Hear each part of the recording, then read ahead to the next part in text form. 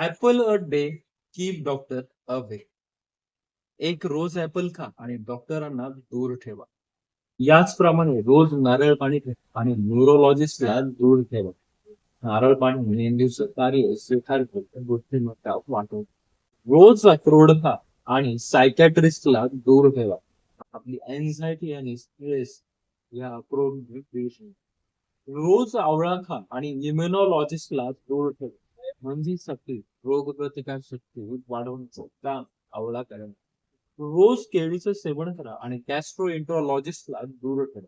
म्हणजेच आपली ऍसिडिटीचा त्रास आणि पचन केळी खाल्ल्याने सुधारणा.